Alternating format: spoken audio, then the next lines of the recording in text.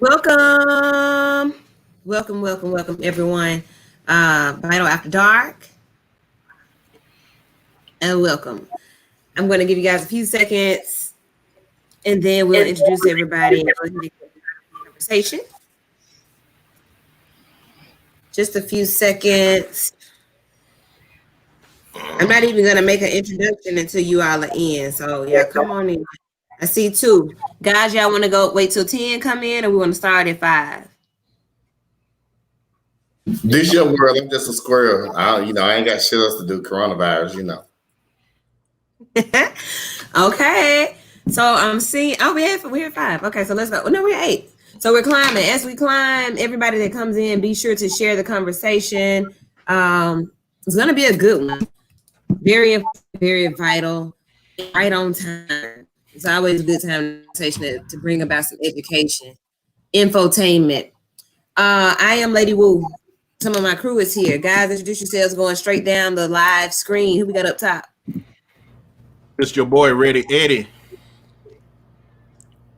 Oh, Birmingham Blue. Hello, Eddie. And our special guest for tonight? What? Tony Christmas.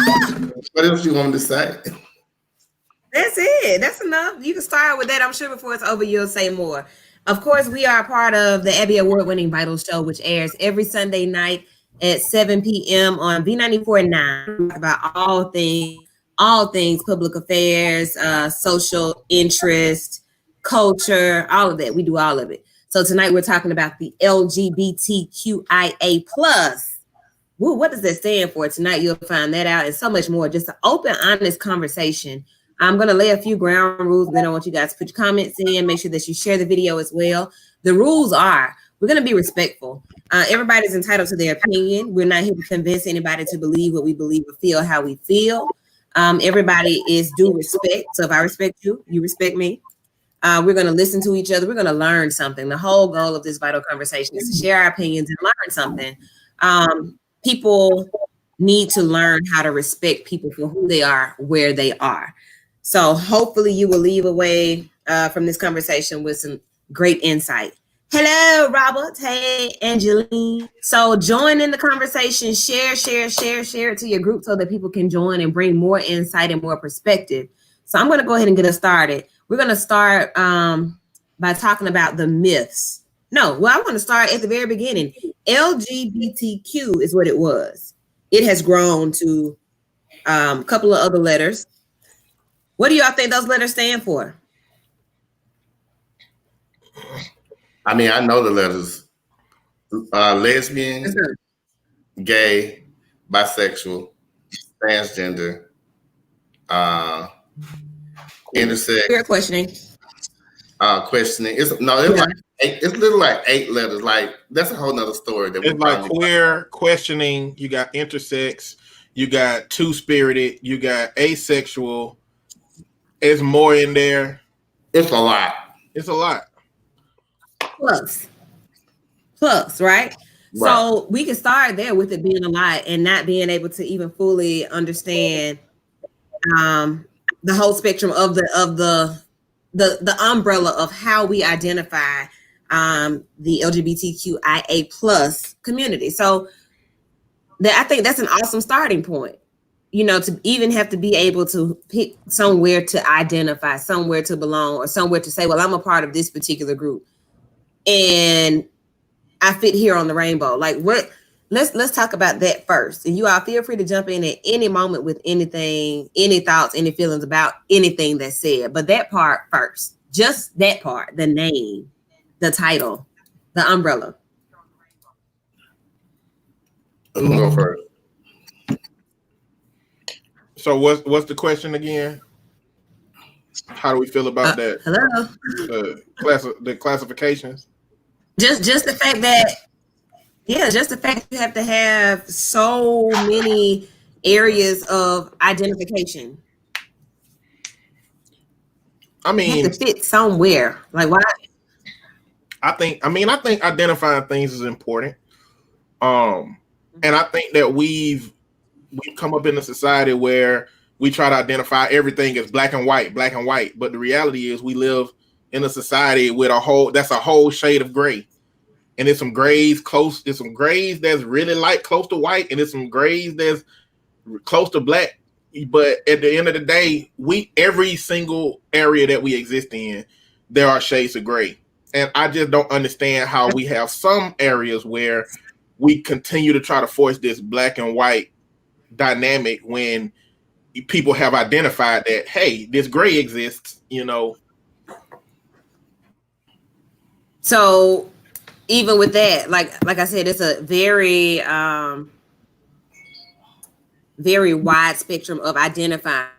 And if I'm black or African American, I only have those two to choose from. So here's the topic of our conversation: black and pride.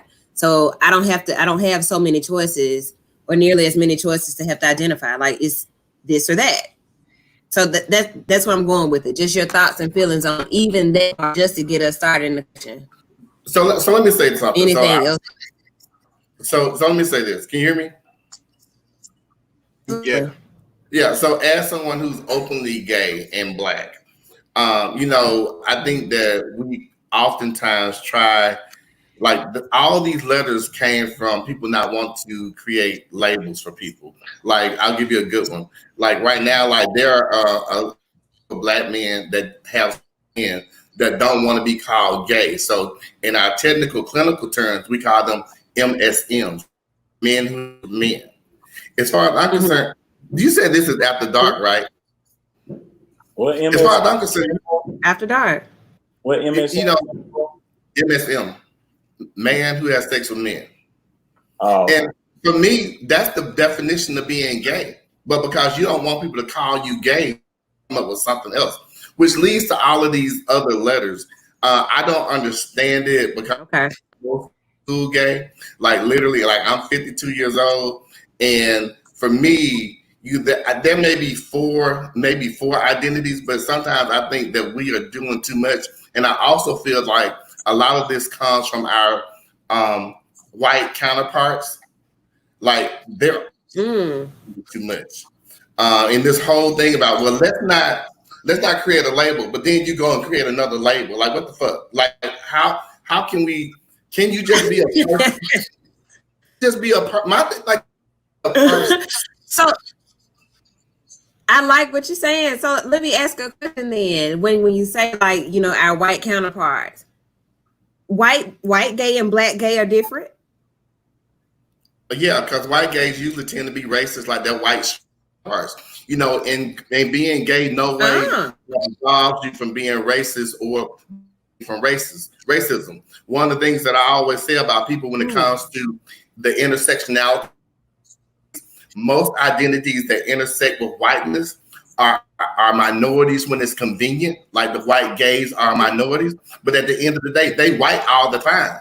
So you walk in your white all the fucking time, but you're a minority when it's convenient. When you look at minority-owned businesses, you see a lot of white women who are, well, I'm a woman, and I am a minority. Bitch, at the end of the day, you still a white woman. You still walk in privilege that most don't even get. So, my whole thing is, can we just be people? I understand that you have to create, structures or constructs for who you are. I am what you would consider a black, cisgender, masculine, gay man. All those things have meaning. So when we say when we say cisgender, that means I was born male and I identify as a male, as opposed to transgender, when you are born one particular gender and you identify as another. So we got that. A lot of the letters, I don't even get. I just don't understand. Pansexual. Pansexual means that you have sex with men, women, or trans men and trans women. It just pretty much you just have sex with anybody. For me, that's bisexual, because at the end of the day, if you are a trans woman, then you are a woman. If a straight man has sex with a trans woman, to me, he's still straight because she identifies as a woman. Now that's my opinion, but people have issues with that. Well, and see, that's the part where Well, I think in that think part of the we may be conversation, I delayed. think Go ahead, that Eddie. with the pansexual identity, I think that the essence of it is that there is a genre of bisexual people that would not engage with people that are trans. And so I think that pan expands bisexual to engaging with trans people as well. Because there are a You're lot right. of bisexual people that still wouldn't engage with the trans community because of, I guess, whatever reason they have.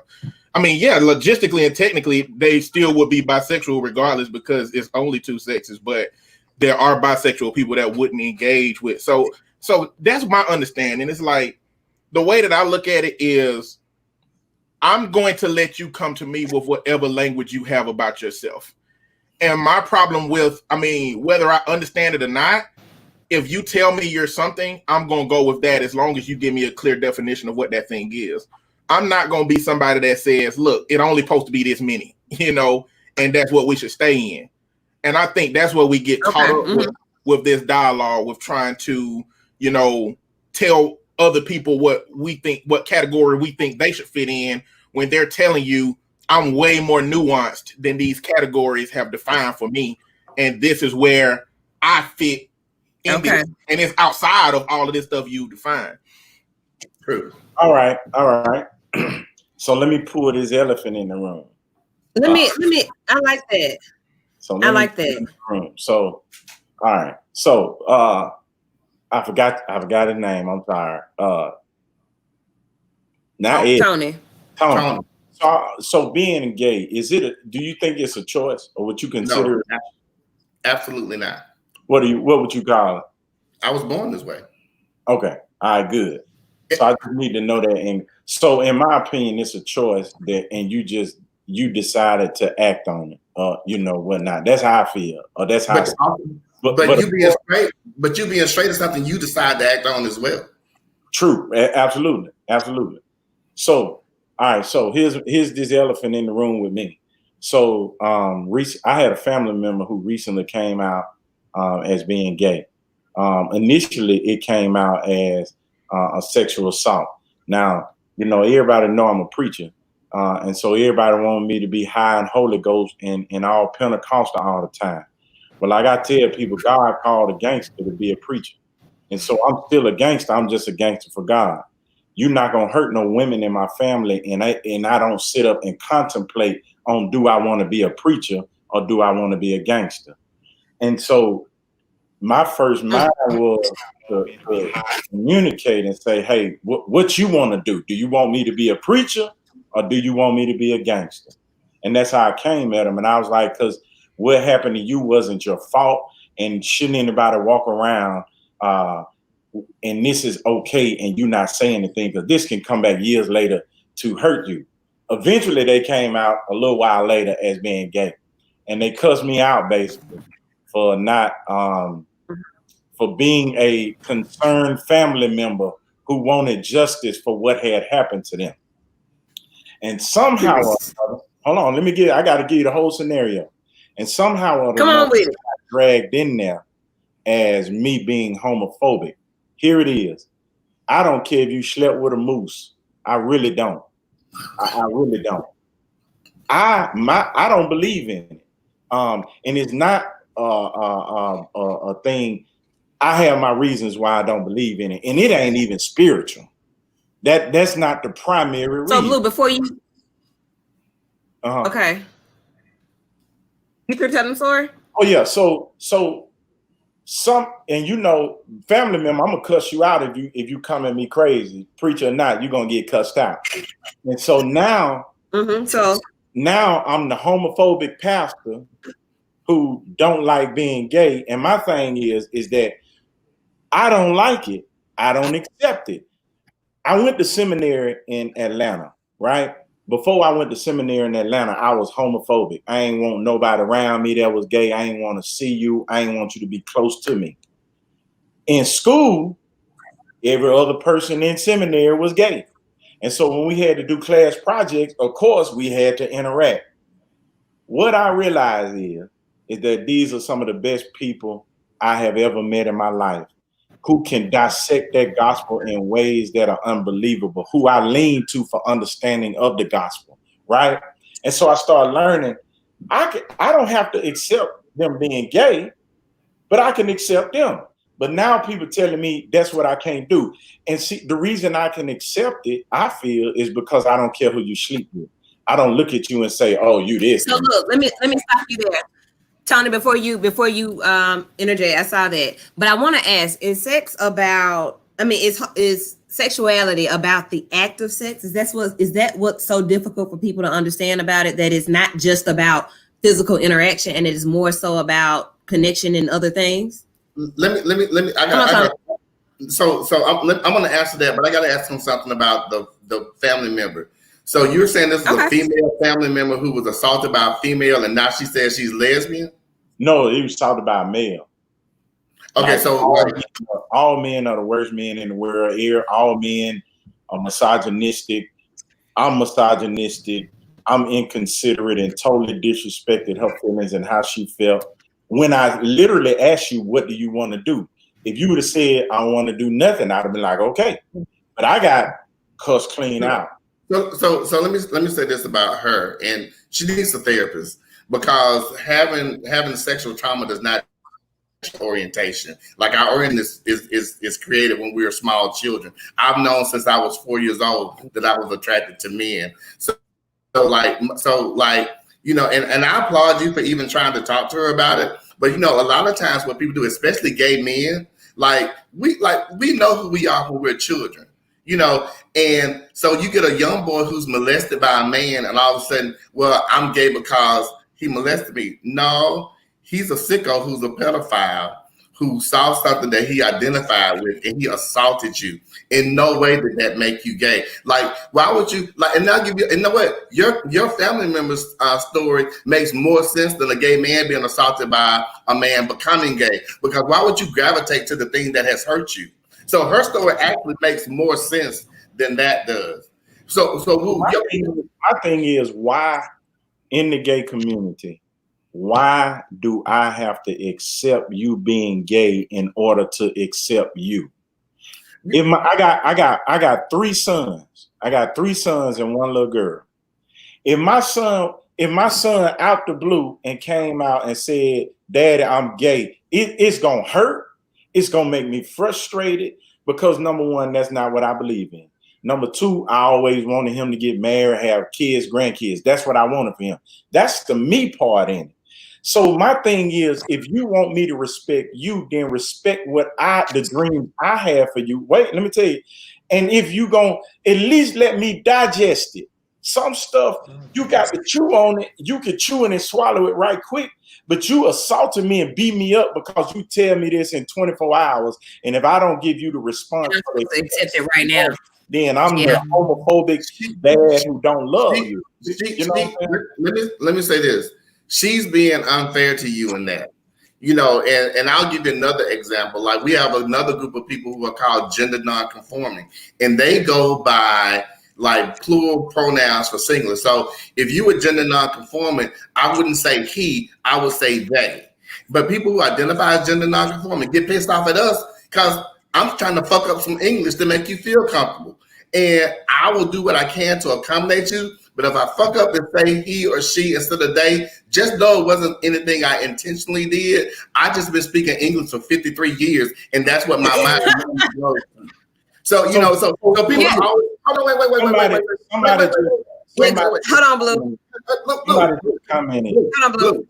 We can stand together, we can't talk together. Look, so Blue, ask your question again, because you have a really good question I want to address. And it's based, a comment just said, so it's about you. No, it's not about me. That's not it. But you want me to literally ignore the fact that I've raised you from nothing to where you are, and in just a short matter of time, in a day, in hours, accept that when I don't believe in that.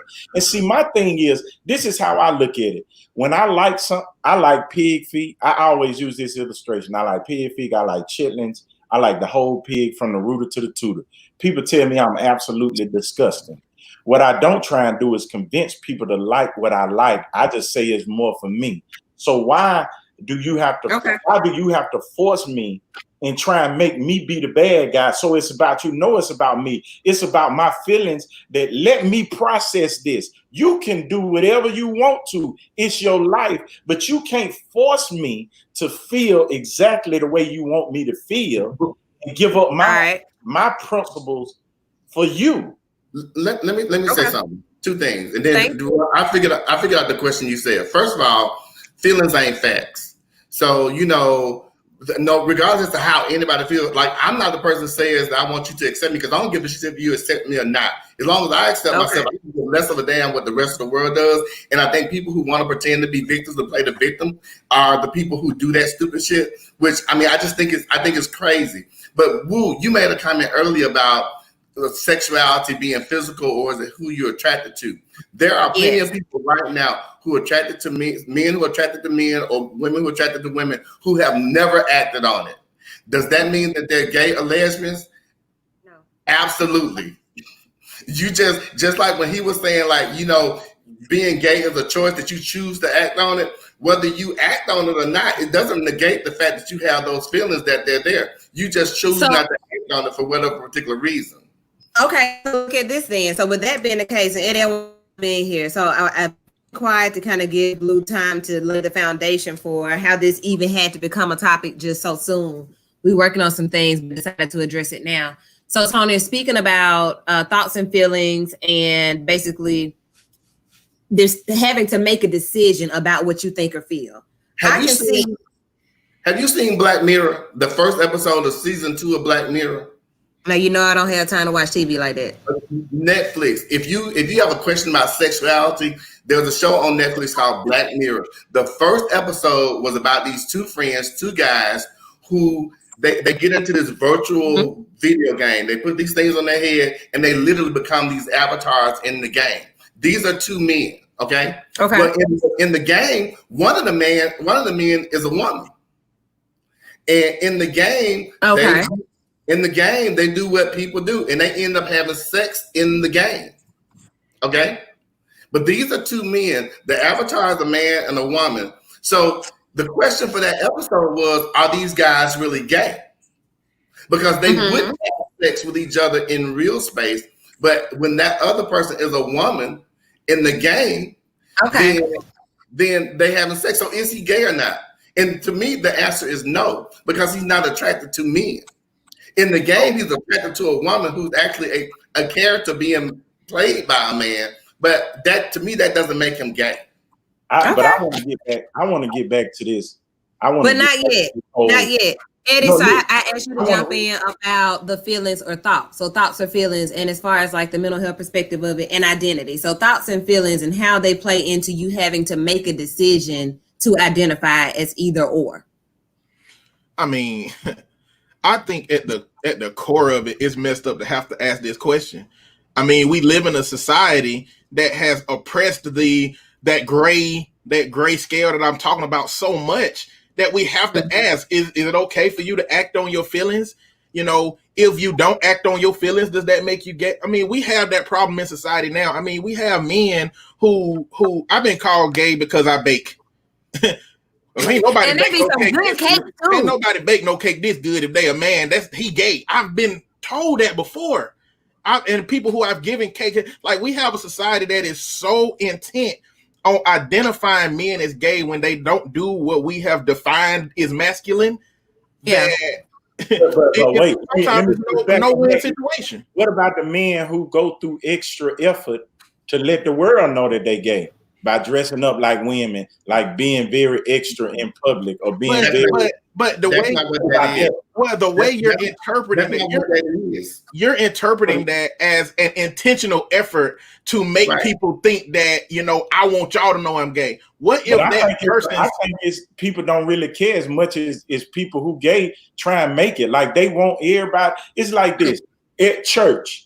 When a woman comes and preach for me at church, you know what I tell her?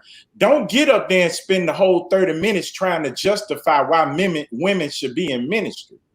If God called you to preach. Get up there and preach. But I don't want to hear no woman is trying to defend your calling to a bunch of people. You've been justified. Preach. So my thing is, if you gay, be gay. Who cares? I'm not gonna call you gay. I'm not gonna call you LGBT. I'm gonna call you whatever is your biological name. That's what I'm calling you. That's how I'm treating you. I don't treat you no different. You know what I'm saying? My only rule is, don't be coming at me with it. Don't come on to me. I'm the straightest. Tony, what you got? Just be free. So again, going back to like when I describe myself the following way. I'm a man who happens to be black, who happens to be gay.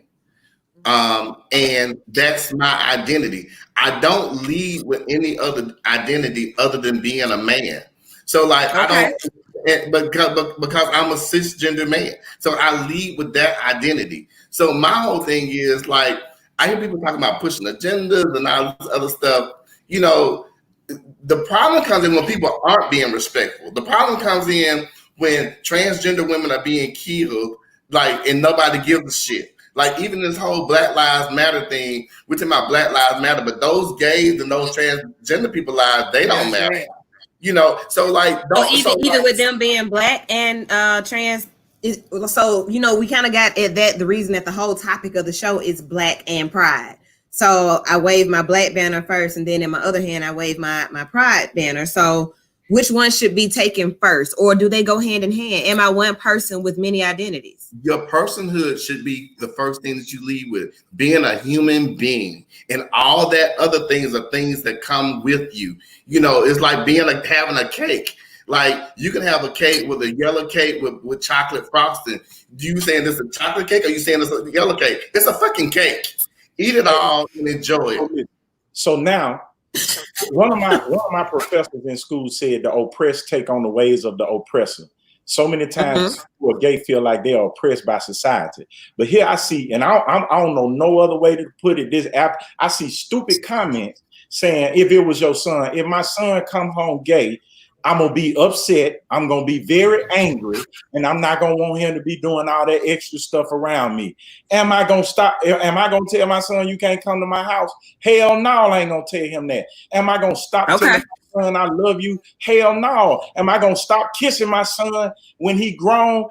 Because he gay? Hell no. But I will not ever tell him I accept homosexuality for the sake or the privilege to love him. That's the stupidest thing. Back telling nothing. I say what I say. I do what I say. If you gay, be gay. But you ain't finna. But there are boundaries for you as a parent. Yeah, you ain't finna make me change me for you. Look, let me say something. I'm turning red up. I hate stupid comments. Hey, first of all, look, ignore them damn comments. Those people don't know you. They don't know your heart. So fuck that. Okay, let me tell you that. The second thing I want to tell you is this. You know, words mean things. Like, we come up with words because they mean things. I think that sometimes when people say accepting you being homosexual is like some extra step you have to take. You accepting me being gay only means that you treat me like a human being. That's what it means. And people with these other thought processes of what it means that you treat me like a person. It means that when I come over to your house, you don't give me a different cup because you scared the gay might come into the cup. Or if I'm around your children, you like, well, keep my male children around him because he one of them gays and he gonna mess with my children. That's what you are accepting. You're just not using the words. So don't say you're not accepting, because you are. You know, you may not. That's a good way to put it. So that's what I need to. Yeah, and so that's what I'm saying. So I treat people like human beings, and I treat people with respect. But so you accept me in the same sense. Respect me, and don't try and say in order for me to accept you as a human being, I have to accept you as. Let me finish my thought. So you also had said about it being extra. So I am a person who I do not like PDA. Like, I don't like public displays of affection. I don't want to see Wu kissing her husband. I don't want to see you kissing your wife, and I'm not going to kiss my husband in front of y'all. You know, I just don't think that. And this is just me personally. Like, why we need to do that? Right. I never thought that was appropriate. But my whole point is, if your son has a partner and your daughter has a partner, a male partner, Are there things that your daughter and her partner can do in front of you that your son can do? Okay, that's a good question. That's a good Quickly. question. My mama on the live right now. Today. Hey, mama. Today. Hey, mom. Or it might have been yesterday. Okay, I accidentally cussed around my mama. I still respect my mama and don't feel comfortable. I'm grown. I'm 42. I don't feel comfortable cussing around my mama because that's just the way I am. So what I'm saying is, I hope my children, and see, this is another thing. If my son came home or if I find out he was gay, it wouldn't be me having a conversation with him, trying to question him and trying to prevent him or trying to stop him, because at that point he has made up in his mind who he wants to be. All I'm saying is, let your daddy, who don't like it, process it to where I'm okay. It don't bother me. It's everyday business. Okay, guys. Stop saying Thank you. So we've hit that point about 4 times. So that one is very much understood and respected, and it's vital. So basically what Blue is saying is that, hey, Tony, so you made it kind of clear. You helped us to understand that acceptance is that part. I accept you. Maybe I disagree with you, but I accept you and work on. That's what we're gonna say. Not accepting is putting a child on the street. Is what we deal with. Right. The work that I do, we deal with that every day. Absolutely. That's not being accepted. So you're right. That's not accepting your loved one. I love my child. I love my relative, regardless of the decisions that they make. I love my child, period. Put a pin in it. The question that I'm asking right now, thank you all for all of your comments. I really love this one by Dominique. Just quickly, it's in reference to something else, but then I want to go to the one that's on the screen. Dominique said, anybody you hang around can turn you out if you allow them to. Crackheads and scammers were all turned out by somebody. Thank you, Dominique. So on the screen, the question that I have right now, is it mandatory or necessary to come out? So let me say this, and I had this conversation with somebody that's on the live right now. Shouts out to the therapist that's here. I said I've never had to come out as a heterosexual female. Never had to do that. And this was in regards to us having this conversation about coming out. I did a show about it. Coming out day is the day after my birthday. And I felt that it was necessary to give people that platform. And we had some great stories of how people came out. Somebody actually was outed on the show that didn't realize what they were coming for, but it turned out okay. Trust me, it turned out okay. This was about maybe 5 years ago. It turned out okay. A lot of support was in the room. I want to know in this conversation, is it mandatory to come out? And Tony, I'm going to start with you. I'm glad. So let me say this. Coming out is, again, a bunch of it's bullshit as far as I'm concerned. And let me tell you why. You shouldn't have to come out as a straight woman. Like I shouldn't have to come out as a gay man. I think coming out or just walking to who you are, or let's say this, letting somebody in. I don't like coming out because I'm already who I am. So letting people in, you decide who you're gonna let in. Early on, I'm very straight passing most of the time. And people like girls would come on to me all the time. So my coming out to them would be, hey sis, I'm not interested in you, but what's your brother doing? You know, so like that's coming out because I shouldn't. At that point, that's where we are. You know, unless you're planning on having sex with someone or being in a relationship with them, I don't think your orientation is anybody's business. But what we have done is we followed the rule of the oppressor, and by the oppressor, I mean our white people in this country. Because let me just tell you this: things that are normalized are the things that people consider to be regular. And I'm gonna give you a point about not using sexuality. One morning I woke up and I was watching CNN, and they had dais of like 8 white people talking about either the impeachment or something. And I was like, you mean to tell me we shouldn't find like one black person to put up there? Like you can find not one? And then it hit me. If there were 8 black people up there, you know what the thought process would have been? Oh, they're talking about black issues because we've normalized whiteness, like we normalized straightness. So like, you know, I shouldn't have to walk in the room going, hey, I'm Tony the gay, because it ain't your damn business. You know? I mean, I don't think that it's mandatory. If you are a child living with your parents or something like that, I say keep that shit to you till you need to let it out. But always be who you are. And if you being who you are means revealing who you are to your parents, that's a whole nother thing. But I know people older than me whose parents don't know that they gay. And I'm like, you was never mind, you know. But I mean, so I don't Thank you for that. Look, hold on 1 second, Blue. Hold on.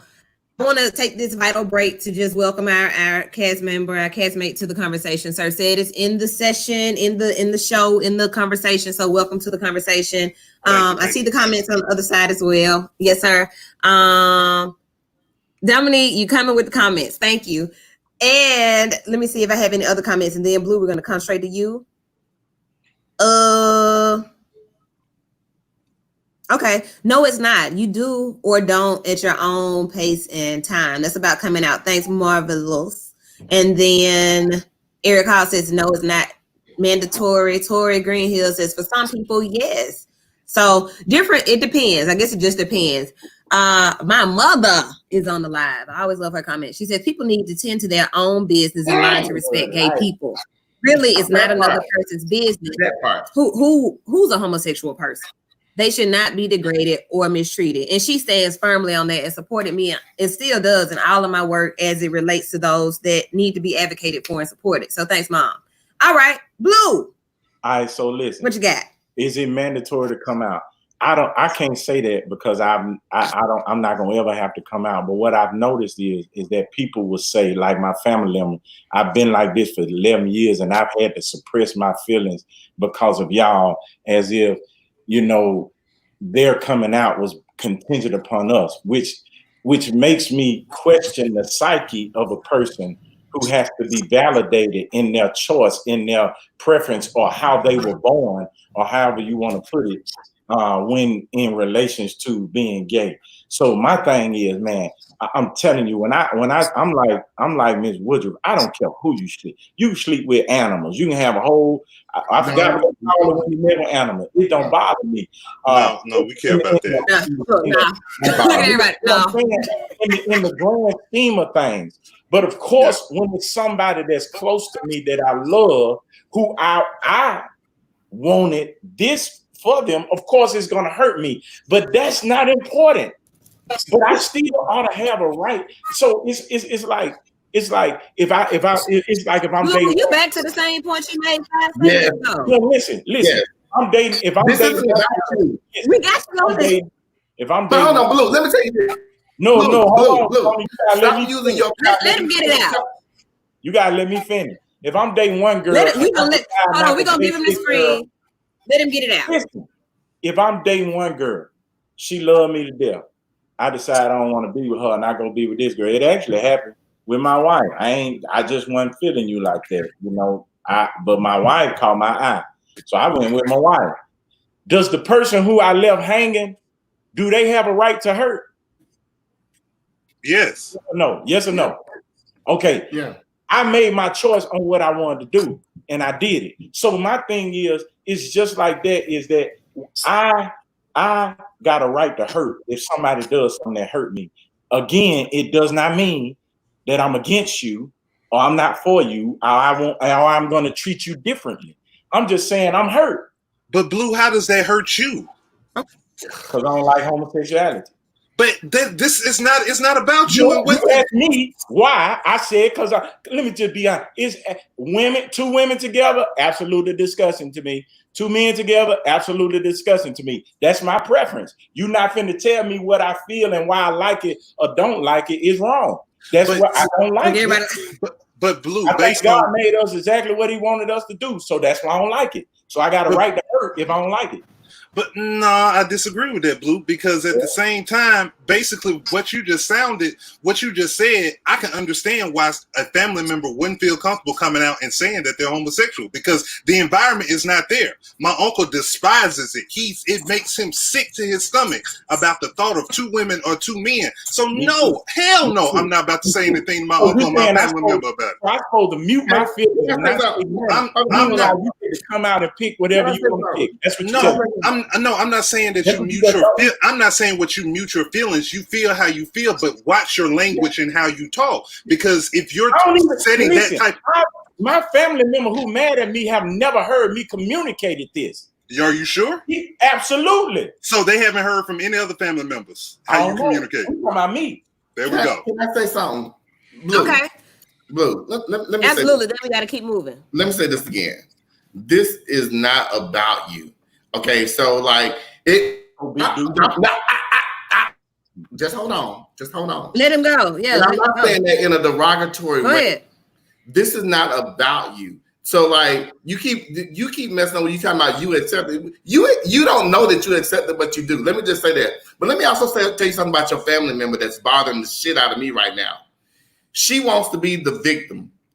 Absolutely. People can say all day long. People can say all day long that I've been dealing with this 11 years and I didn't feel you didn't. You be surprised at what people will accept. Let me just give you a quick example.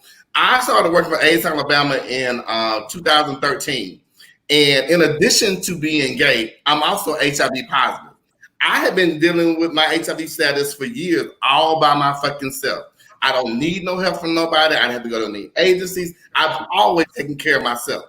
Okay, I got to working for AIDS Alabama, and I decided to use my life as a as a guide for other people, because so many people are gay and live with HIV and they feel like shit.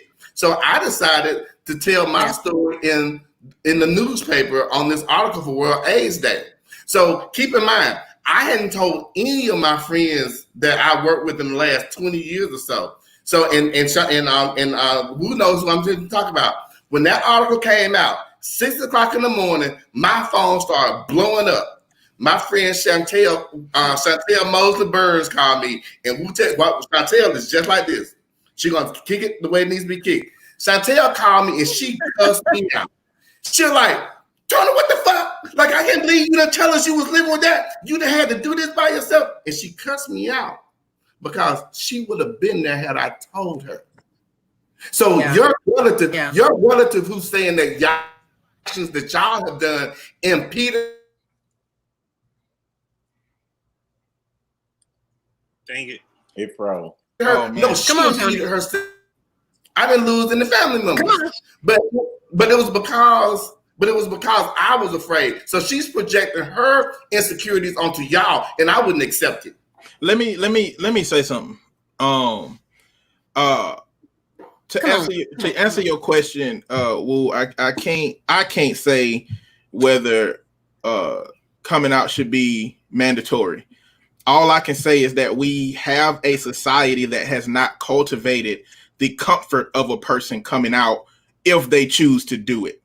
We have a society that makes it difficult. And Blue, with all the best intention of communicating what you want your sons to have, their desire to please you and all of the things you want can passively be something that keeps them from being comfortable with communicating to you about their sexuality. And I'm not saying that that's wrong. I'm just saying that, to your example of your son coming out as gay. My son came out as gay. In a fantasy scenario. What I'm saying is, I'm going to ask you a question real quick before I continue. Do you consider, as a Christian man, a pastor, do you consider your faith as intertwined as who you are? Absolutely. So what if your son came out as atheist? What if your son came out and a part of what he had communicated that he was challenges that thing that is completely intertwined with who you are? What if he don't believe your God exists and you know that your God is a part of who you believe? Do you believe that he can communicate, understand, and acknowledge you 100%? Or do you feel like because he don't believe that integral part of you exists, that ability for him to do that will be throttled? Now, you don't have to answer that question. It may be something you can No. Listen, he's going to answer. That's a good scenario. It would hurt me if he told me he didn't believe in God, because I believe that no man comes through the Father but through the Son. I believe all of that. What I wouldn't do, what I would be wrong for doing, is every time he came around trying to push God down his throat. Because at this point, he don't need a preacher or a pastor. He just need a daddy. And so I continue to be his daddy and continue to love on him and hope that on the inside, without telling him this, hope that one day he turn back to God. But from I'm asking you from his perspective, do you believe that he can acknowledge who you fully are with those beliefs? He wouldn't acknowledge who I am because he don't believe he wouldn't acknowledge me fully because I'm a preacher and I'm a preacher God. So that's the problem when it comes to the gay community and a lot of perspectives out here, is that this is a part of them that is integral to who they are. And although you say I accept you for who you are, but I don't accept this, it's not saying that you don't have the best intention for your relationship with that person, but it throttles your ability to understand them 100% because it's a part of them you're not willing to understand. Just like your son being atheist is not acknowledging a part of you that you will want him to understand. And I think that's the harsh part about, even if you have the best intentions to communicate with that community, to accept that community, if you can't accept some of those things, it don't mean you have to, but you have to acknowledge that it throttles your ability to understand their experience. So, Counselor Eddie, let me ask you this right here. So what you're saying? We're gonna take a quick break.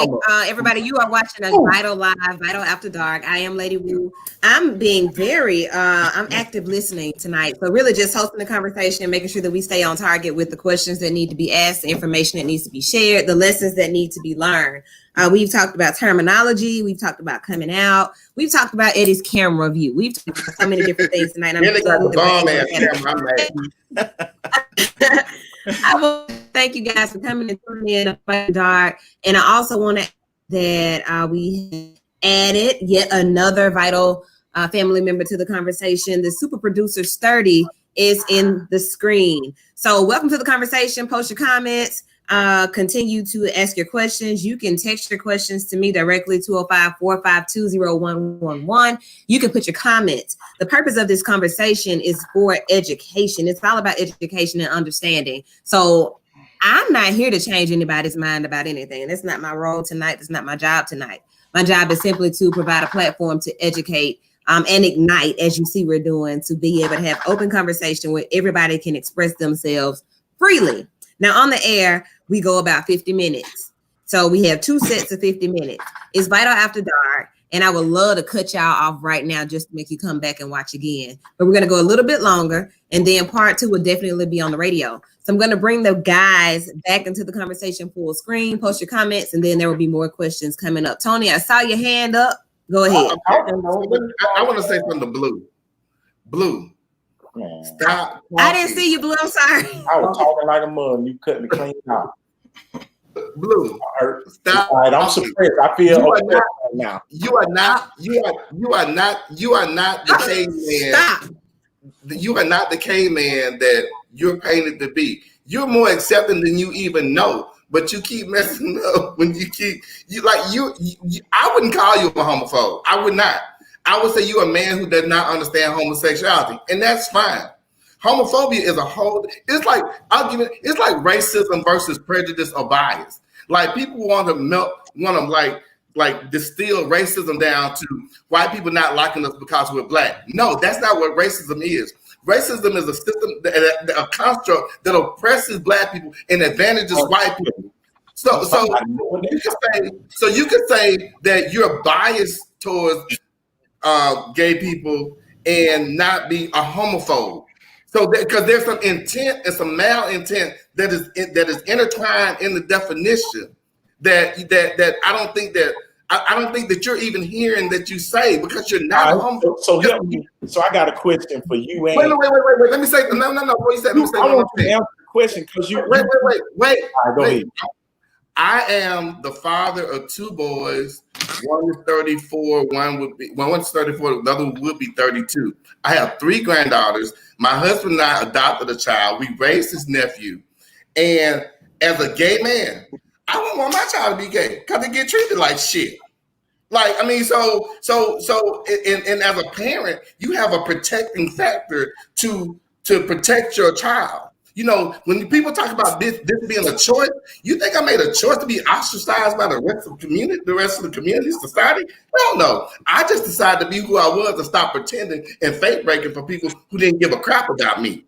So, you know, if my son says he's gay, I'm gonna love it. I'm gonna embrace it. I'm gonna bring them on. But my whole thing is that as a parent, and people have to realize it's different talking about aspects from a parent and somebody you just know in the community. Because as a parent, you want the best for your children. You want them to have all the things that you didn't have. And already being black and being gay is already 2 strikes against them.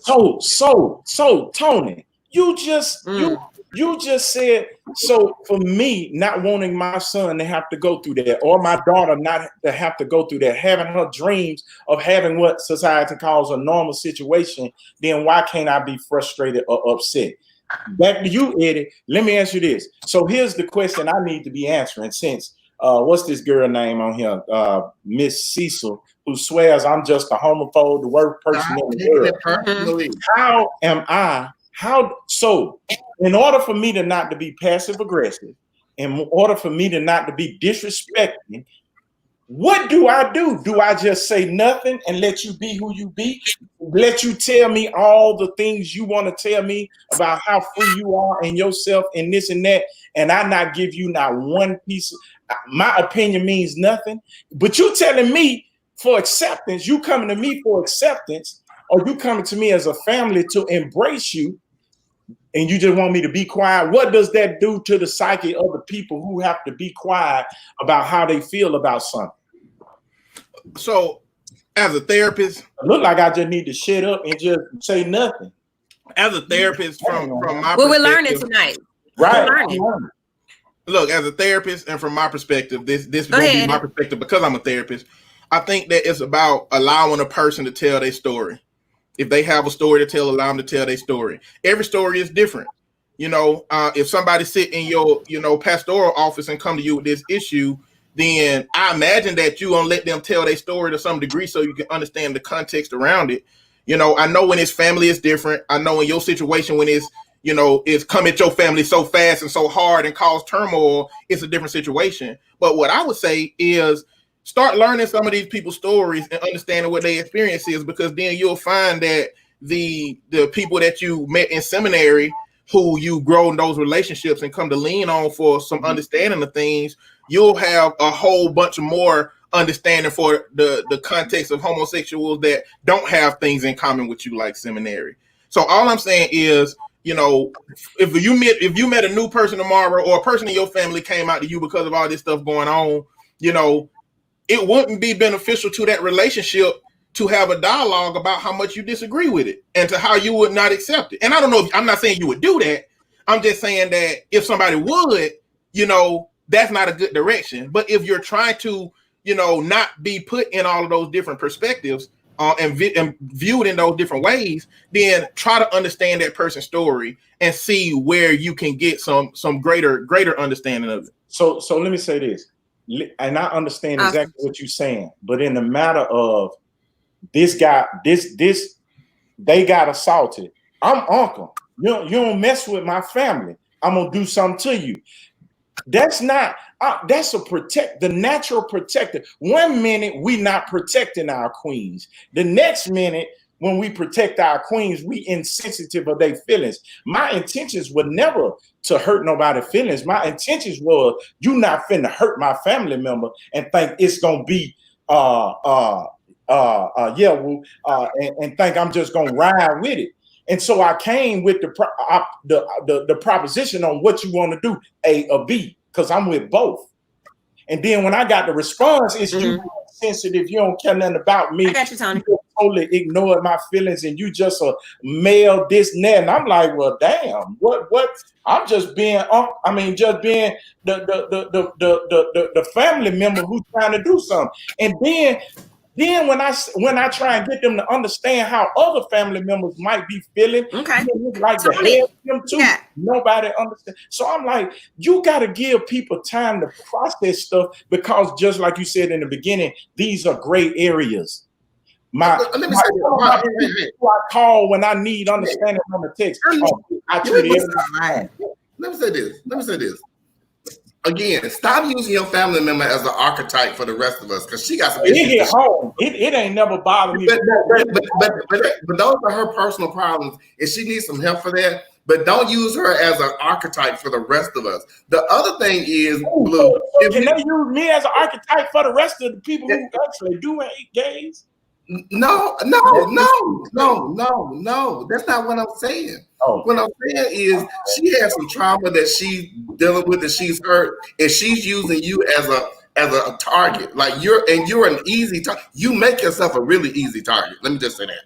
The other thing is when you're talking about telling your stories, you have to choose to whom you tell your story, because everybody don't need to know your story. You seem to be pretty cool. If we were relatives, you'd be the last person in the world I tell my damn story to, because I don't want to hear about your opinions about my life.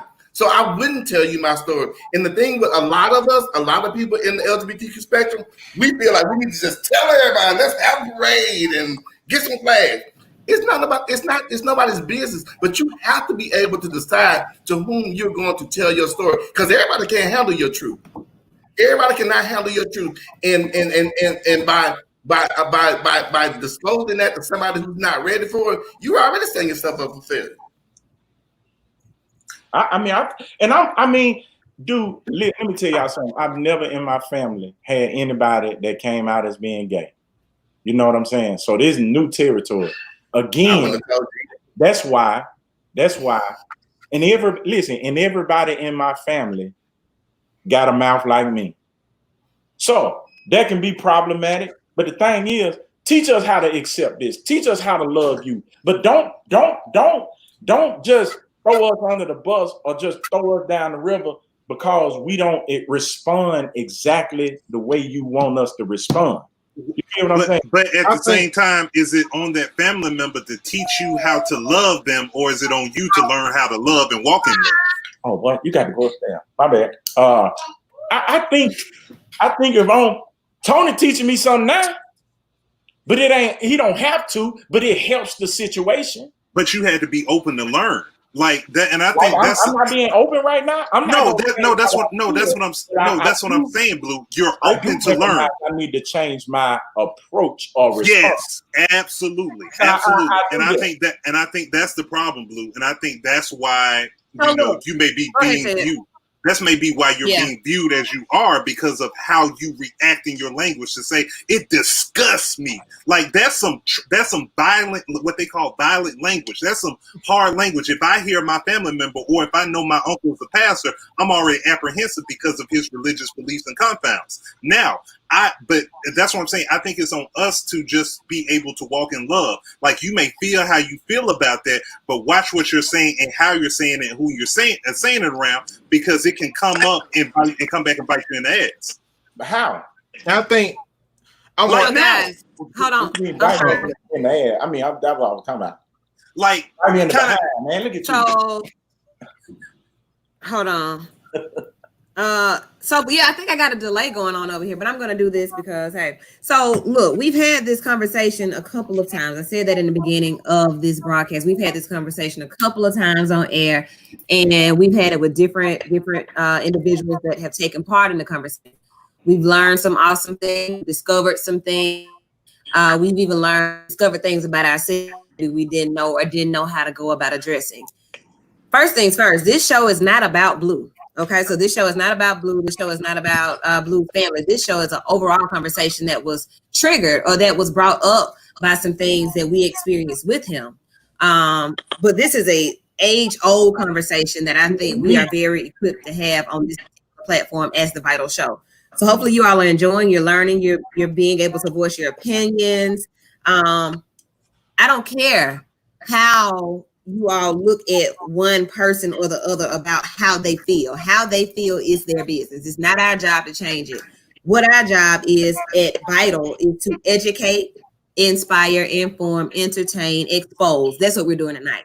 So whatever you all feel about any one of these people on the live, it doesn't really matter. We're talking about a particular subject of Black and pride. Hope I made myself clear. Continue to comment. Enjoy the conversation. Guys, Eddie, you were speaking. Yeah, I was gonna say that. Another part of the interaction, and that this goes to anybody. If you walk into a conversation knowing that somebody has pain, you may have to recognize that she has to digest that pain in order for you to step into her, some of that pain not get transferred to you. Okay. You know, and so I think that, you know, a part of approaching differently is, oh, okay, she done started going at me hard, but I also know that she done had some pains.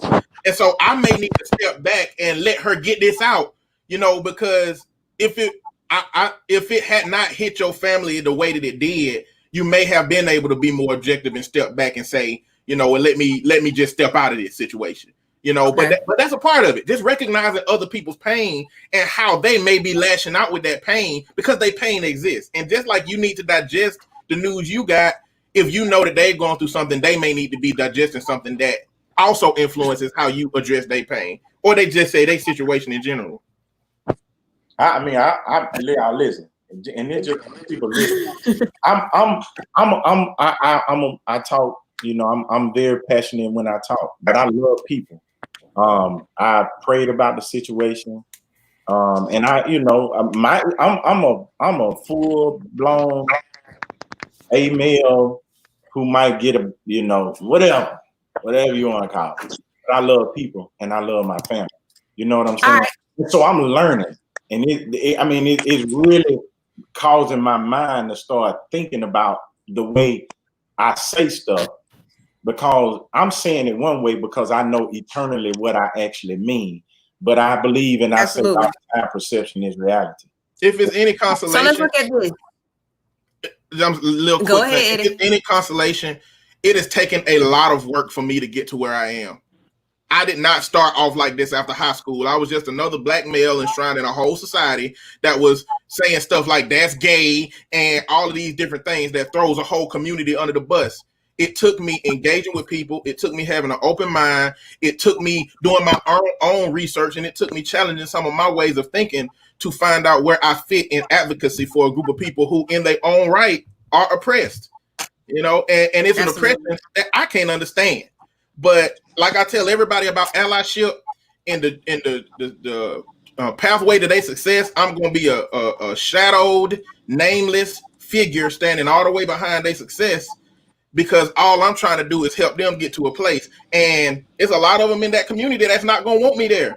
Just like it's a whole bunch of black people that's looking at white people like, why y'all here? This ain't got nothing to do with you. I understand that I'm not going to be viewed as that in that community a lot. But for me, it's not about what kind of cookie points I get for it. It's about, it's just right. And I plan on doing what's right. So, I mean, I've been where you at, and it just takes work to get somewhere different. I'm not where you are. So you might not get where I am, but that's what it is. Learning is a star. Learning is absolutely a star. I got a question on the screen. Please define the pride in the title. So the pride in the title, my dear friend Prater, is Black in Pride. So we know where we've been as a society here in the past several weeks, months, years, forever.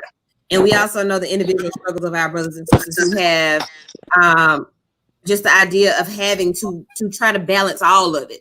So all of us are balancing so many different things, and we're looking at being Black and proud, but I'm also looking at being Black and proud and where my pride, like where does my pride come in? How can I truly have pride about who I am if everybody has so many questions and doesn't understand me and I have to figure it out? So at the beginning of the conversation, Tony he segued into a great opening for me as I asked about LGBTQIA plus and the need to identify.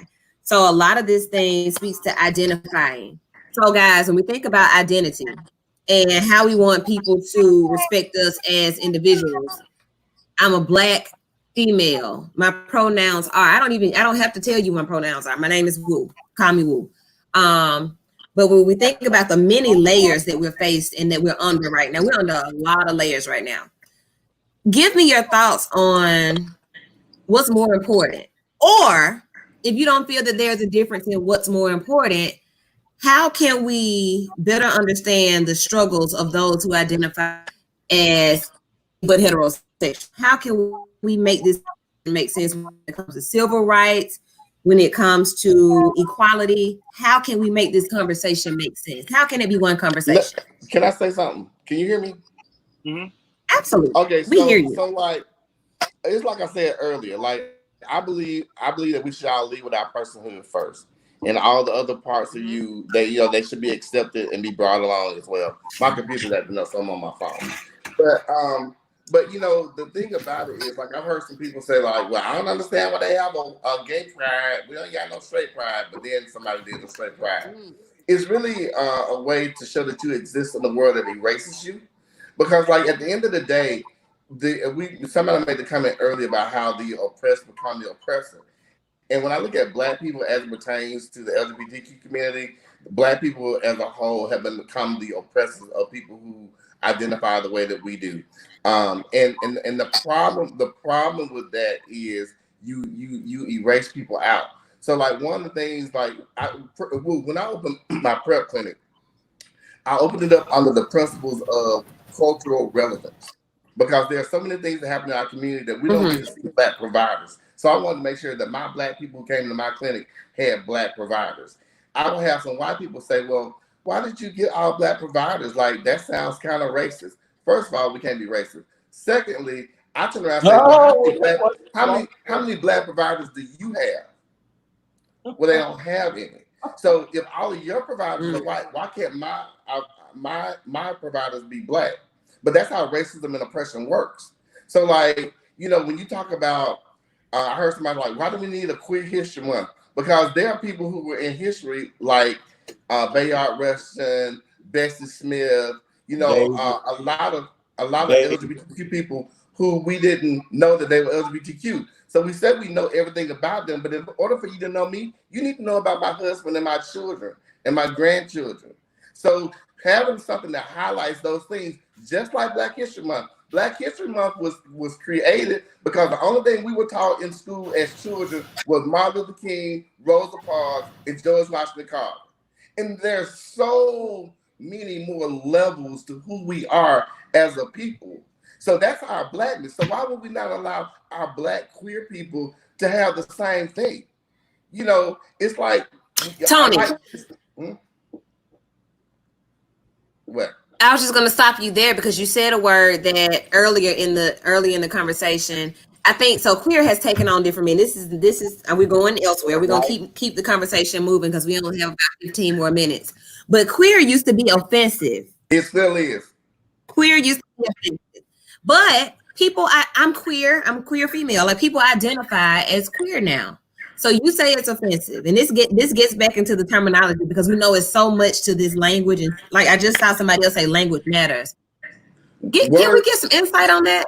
So let me just say this: I only use queer when I'm too damn tired of saying LGBTQIA plus LMNOP. It's a lot of shit. I mean, it's a lot of shit. So I say queer when I'm tired of saying that. I never refer to myself as queer because as a child, when you're called a sissy or punk, and then go to school with white people and they call you queer offensively, I'm not like Black people who want to take the N-word back and like we're reclaiming this. Well, the gay people, white gay people, started to reclaim a word that was offensive to them. Well, guess what? It's still fucking offensive to me. So, it's like, and people don't understand that. So, like, words mean things. And sometimes words mean specific things to specific people. So, again, it goes back to identity. If you want to identify as queer, that's fine. But don't call me queer, sis, because I might punch you in the throat. Like, that's just, Can you be Christian or can you be a believer and be gay? Absolutely. I think you can. So let this. Okay. So let me tell I'm a preacher too, my blue, just in case. Listen. I feel I went to the ITC, the Interdenominational Theological Center, and some of my professors were very liberal. And one of the papers I did when I did in our exegesis class is that to address my homophobia that I had then, I did a paper on was David and Jonathan in a sexual relationship, or was it some kind of thing? David is labeled as a man after God's own heart and all these wonderful things, but the reality is David raped people. David had he was a murderer. He did a whole bunch of stuff, and the relationship he had with Jonathan was questionable. So I went and found resources that said it was a homosexual relationship, and then I did one that said it was a socioerotic relationship, or it was just loyalty.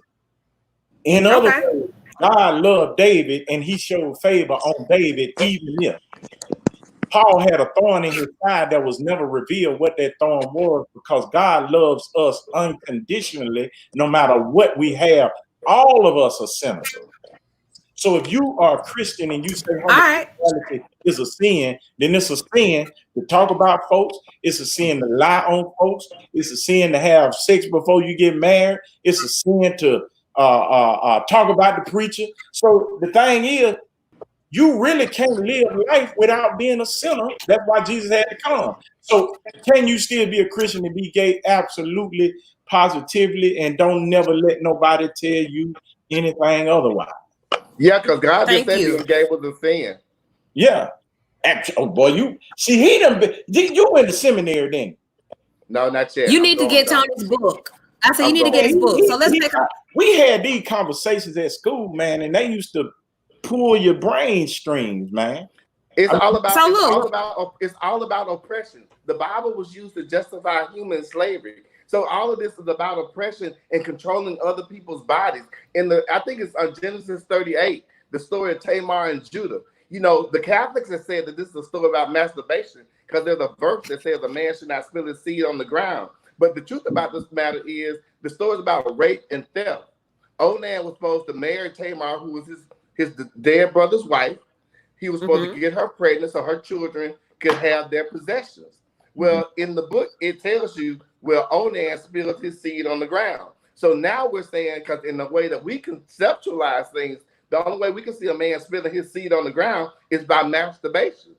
But that's not what he was doing. He was having sex with her. He pulled out early and ejaculated on the ground so that he could steal her stuff. So he was having sex with her under false pretenses, which is rape. And he was trying not to get her pregnant because if he got her pregnant, her son would inherit her stuff. That's theft. But it's all about who gets to tell the story and how they want to spin it. You know, so like the Bible was written by men who wrote it was written by men. When who wrote it when women were inferior. So you realize, man, we can have a whole nother, but you know, we talking about this, but you know, it's that's why I said, man, I don't hate nobody. And one thing I didn't come at my family member with is what the Bible. I don't do that. I don't do that. Blue, you don't give yourself enough credit. Let me just add to that. I think something, just to kind of piggyback off the point that they were making, it's a movie. I don't know if everyone's seen it, but if you have it, you need to see it. The Book of Eli. And it talks about in that, you know, Denzel Washington plays a character, a man that is traveling across the country trying to deliver the book so that it can be reprinted and given out to other people. He encounters a man that is looking for the book. And the reason why he's looking for the book, because he said if he had that book, he can control the people and the people will listen to him because he can say what the good book says. So I think it's very important for us to be educated about what we're talking about and our beliefs, because I guarantee you there are a lot of Christians on this live right now and will watch this live who believe that homosexuality and being gay is in the Bible and God speaks against it. Why? Because they haven't educated. It's something they've heard, something they just inherited, and just like, hey, this is what it is. But I think it's important for us to be educated and take it upon ourselves to learn about the community and learn about these different aspects. It may be uncomfortable, may not be something that we're interested in, but we have a responsibility to educate ourselves on that, just like we want our white counterparts to educate themselves about Black culture. So just like Black people have been tired about explaining and educating white people about why this is offensive and why this is oppressive, you got people in the gay community of the LGBTQIA plus elemental P, like Tony said, that believe that that are tired of having to educate people about how to be loved, how to show respect, how the different terminology. So we got to take it upon ourselves sometimes to educate ourselves just on the basis. We ain't got to get all deep in the nuances, but educate yourself enough on the basics. Hey, all right, thank you. Go ahead, Tony. Said you hit on the point that I kind of want to expound on a second.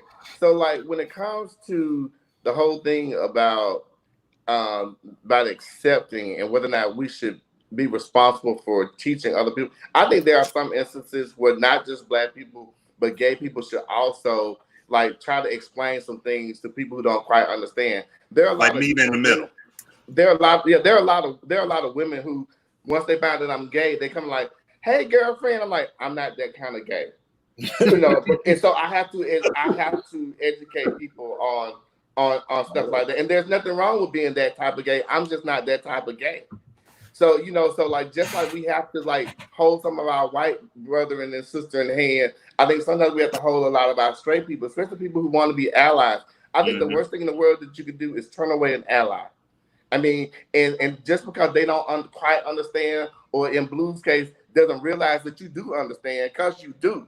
You know, there's no reason to turn them away. You know, when I was coming up, when people asked me if I was gay, my motto was, if you're stupid enough to ask me, I'm stupid enough to tell you. But you know what? Once I tell you, that's something that you're going to have to deal with, because I'm good with it. You know, but there are a lot of people who are not as strong as I am. So I understand sometimes when people are a little bit afraid, because the last thing you want is your parents or your family members not to love you for whatever reason that they think necessary. So when you're talking about acceptance, even when you look at the Bible, the people who are afraid of people who throw the Bible all the time, because what the people do they'll say, well, I can't love you as much because the way I interpret the Bible says you're gay and you're a sin. So I can't love you. I can't love you because of what something else said, because they've misinterpreted and misconstrued it. So like even when it comes to dang it, I lost my train of thought. But you see what I'm saying? You know, you say that I can't love you because this says that you're wrong. So I can't love you now. That's not what the Bible says. That's not even what you're supposed to be trying to do. That's not how God treats us. If God treated us according to our sins, God wouldn't love us. Will be a wrap. Look, guys, tonight has been an awesome conversation. We are at our last comment for the night. So as with all hot topics, they continue. I told you at the very beginning of this conversation, we air every Sunday night at 7 p.m. on V94.9. If you haven't tuned in to V94.9, you should do so. You should definitely do it on Sunday nights at 7 p.m. where you get more conversation like this, minus the cuss words. The last, it's all good. That's why we're here. That's why it's after dark and not on air. But when we get on air, you know how it goes. When we get on air, same type of conversation, opinions are here, more, you know, it's the same thing minus cuss words. So we have some comments on this side. I'm grateful for those. Thank you guys. Eddie, I'm coming straight to you for this one. We diagnosed by a book called the DSM, and the DSM has been altered for 5 times. And in the DSM, there were some things that spoke specifically to the LGBTQIA plus community. And we took it out because that's not a mental health concern.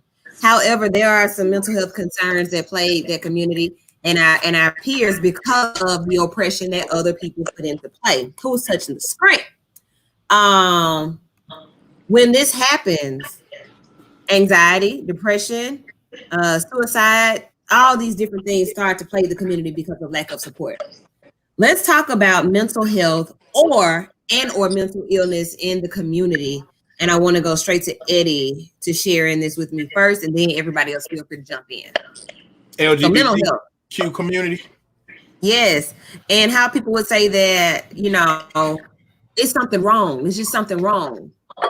I mean, there is great pain that comes along with constantly being invalidated about something that you believe, you feel, you know, is an integral part of who you are.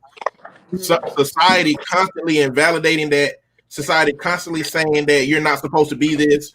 Faith, which you got in our society, but the same Christian system that you deal with, a lot of the Christians in it tell you that you are sinning or you're doing this wrong. That pressure bears down on people, and it gives them nowhere to go. It doesn't make them feel like they can have any relationships outside of that. It keeps them from feeling comfortable being in their own family, being in their own congregation, being in their own anywhere. And so it's a certain point that's going to turn into depression and sadness and withdrawing. And suicide. I mean, the black trans suicide rates right now, homicide rates are ridiculous. Along with the suicide. So imagine having this existence and living in fear. So all of those pressures that's bearing down on a whole community at some point is going to lead you to having anxiety about what the future holds or what going outside means or what being seen in public means. At some point, it's going to, isolate you and make you feel like you're, depressed, and you don't have anyone to talk to and anywhere to go. And at some point, that is going to turn into mental health issues. Not the kind of mental health issues that you should have your own identifier on 4-5 different pages of a book, but the kind that are already established that everybody experiences when they have those kind of circumstances happen to them in their life. Yeah, thank you. So that's from mental health professional. So I like to go there because Tony and I have a layered relationship, and that's one of the layers of our relationship where like Tony, that's our population, that's who we serve, but we serve those who have been just really put through the ringer on so many other levels. So like I can speak to the support is one thing that really helped alleviate a lot of those added stressors. A foundation, being aligned with some type of belief system. Nobody said you had to be Christian. Like, this is not the live to tell you how to believe, but that you need to have some sort of foundation. So Tony, in closing, and just as we start wrapping up, we still got a few minutes, but just what have been some things for you? You in your 52 years, you said you knew since you were 4 years old, meaning that you learned some things, you had some lessons that you can teach. I know you've written a book too, but what has kept you stable? What has kept you through these 52 years? So I'm different. So like, I realized early on that you can try to make people like you and they're going to like you or they're not. It really doesn't matter. And I found that out not with anything to do with my sexuality, but actually with my academics.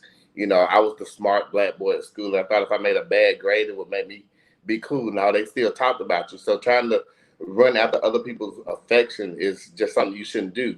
But the thing that I want to say about it as far as mental health goes, when you look at suicide rates, HIV rates, all of them are correlationally linked to trauma.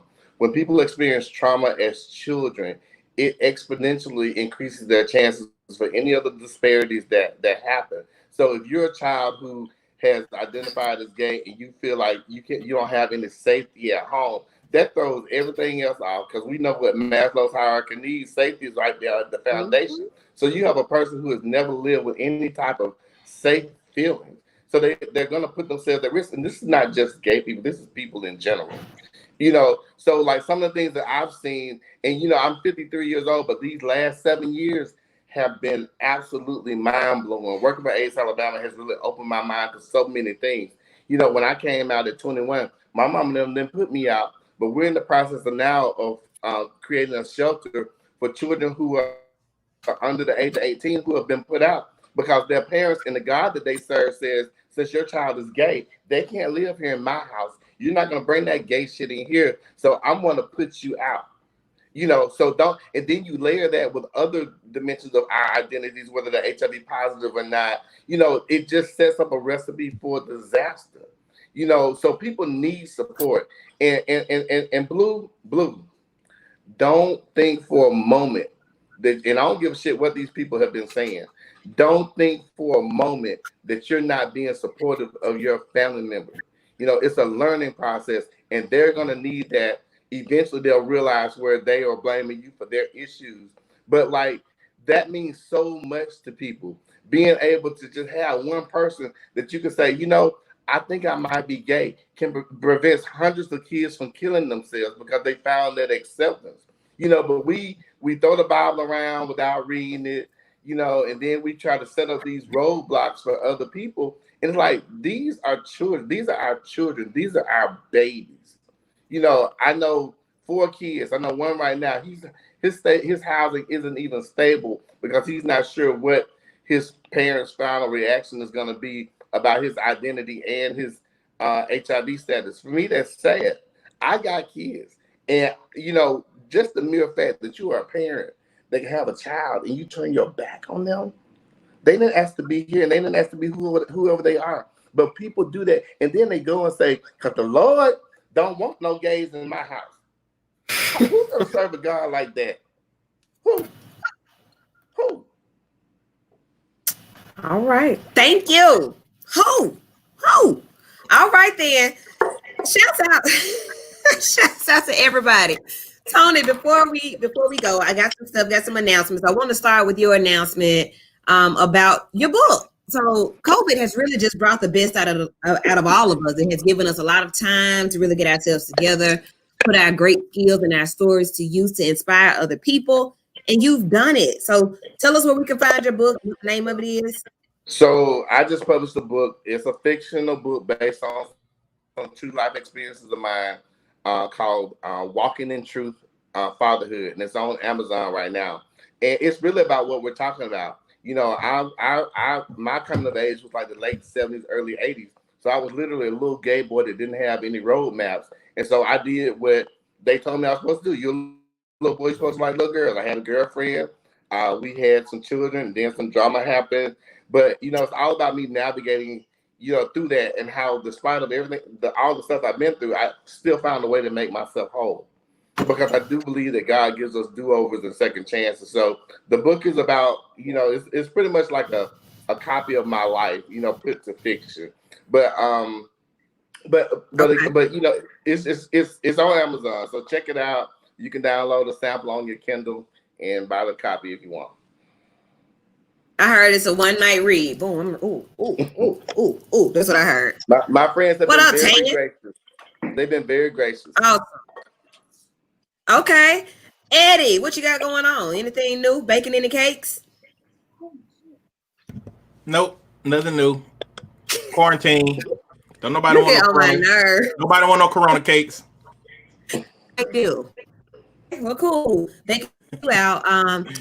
In My Mind every Sunday night at 7. Also on social media, In the Black of My Mind. What? Where?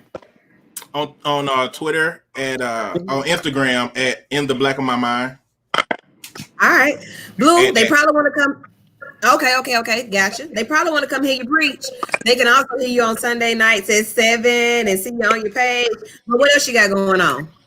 Man, we working on the business. We Blue Vision Center, 2818 Lakeshore Parkway. It's not open yet. Gotta build a whole inside. But y'all, I'm gonna tell y'all, this really did a whole lot for me today. Talking to y'all, I've been wrestling with this because you know, like when you care about somebody, you just can't say whatever. You know what I'm saying? You just can't. When you watch somebody grow up, you just can't say that. So you know, I definitely have some work to do on my mouth. My mama always told me, loose lips sink ships. And, Blue, I want to be your friend. Like Dana, put us together. Like I need to be Blue's friend. Like he needs a good old. He is a friend to have, honey. Yeah. He is a friend to have. He said, "Dude, don't call him honey." No. Look, no homo. I'm not interested in you, but you need a good gay friend. We can make that happen. Awesome. So Blue Vision coming soon. I want to just give you all some generic updates. Be sure to continue to wear your mask when you're out and about. So numbers are still going up like daily. Numbers are going up. So if you're out and about, make sure you wear your mask. Put it on. Don't just have it like it's not protecting anything. If it's around your chin, if it's, you know, wear your mask. Wear your mask. Also, keep your hand sanitizer. Don't stop doing the things that we were doing when we were scared. Okay, get scared again. Be safe. That's the first thing. Second thing, every Sunday night at 7 p.m. on B94.9, listen to the show. Hey, McKenna, be sure to listen to the show. Be sure to listen to the show. Support, like the page, get the shirts, get the apparel when it's out. Support who supports you. I don't know nobody else having conversations like this. So support us. Also, Vital Life Family Counseling is always open and available to you. You can reach us at 452-0111, 205-452-0111. Only accept Medicaid and private pay, no Blue Cross Blue Shield. However, hit me up. We may be able to work something out. The whole reason I got into practice is to help like this. So we've been doing the show. The show is old. I've always taught, always helped, but I felt like, hey, we need another layer of help. It is also a therapist, licensed counselor as well. Tony is in the profession, running a whole place that can assist all of us. Have you ever heard of the Hub or the LWOC Center? LWOC. What's the name of it, Tony? Living Well. Yeah, I run the Living Well Prep Clinic in the Hub. Prep Clinic. That's it. So yeah, Living Well Prep Clinic and the Hub. So those are two entities under the AIDS Alabama umbrella. So anything that you need, I think this square right here, Sir said was here, Sturdy was here, but anything that you need from any of us, I think all of us are available in here for you. So go and like the page to make sure that you can keep in touch with us. So let's see. I said, look, Mom. Okay, so I'm just looking at the comments because we still got them. Put that number in the comments, okay? Everybody put your information in there for them. Vital Life Family Counseling 0111. Everybody's putting the information. Tony, put your book information in there. If they want to book eye appointments with Tam, put the information in there, Blue. And we're going to get ready to get out of here. Tomorrow's the July. Remember that we were not free. Our independence. What was the emancipation? Emancipation Proclamation. January 1st, 1960. January 1st, 1862.